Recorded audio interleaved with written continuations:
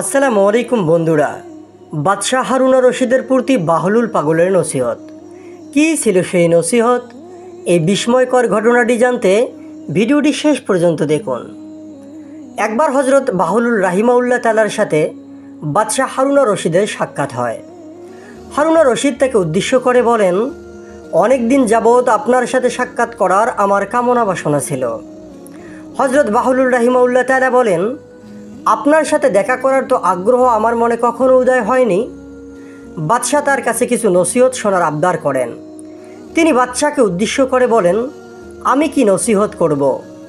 তবে ওই যে অট্টালিকাগুলো দেখছেন, ওই যে মহল্লাগুলো, সেখানে নামিদামি যারা বসবাস করত তাদের বর্তমান ঠিকানা হলো ওই যে দেখা যায় কবরস্থান, সেখানে।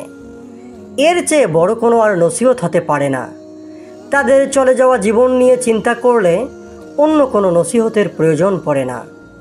তারপর বাদশাকে উদ্দেশ্য করে বলেন, হে আমিরুল মুমিনিন, আপনি ভেবেছেন আপনার অবস্থা কেমন ভয়াবহ হবে যখন আপনাকে বিচার দিনে উলঙ্গ অবস্থায়, নগ্ন পায়ে, পিপাসার্ত অবস্থায় আল্লাহ তাআলার সামনে দাঁড়াতে হবে। ছোট থেকে ছোট বিষয়ে আপনাকে আল্লাহ তাআলার কাছে জবাব দিতে হবে। লোকজন চেয়ে চেয়ে আপনাকে দেখবে আর হাসতে থাকবে। এই নসিহত শুনে বাদশাহ কাঁদতে শুরু করেন। কাঁদতে কাঁদতে হেঁচকি দিতে শুরু করেন, ধুক ধুক করে কান্না করতে থাকেন। হজরত বাহলুল রাহিমাউল্লাহ তাআলা মোস্তাজাবুদ দাওয়া ও বুজুর্গ ছিলেন। বাদশাহ একবার তার কাছে কিছু হাদিয়া প্রেরণ করেন।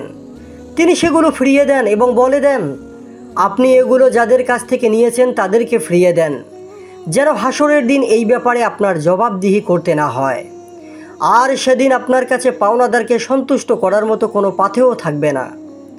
বাদশাহ হারুন রশিদ এই কথা শুনে কাঁদতে শুরু করেন। বাদশাহ হারুন রশিদ নিজেও বড় আলেম ছিলেন, হাদিস বিশারদ ছিলেন, সুবিচারক বাদশাহ ছিলেন।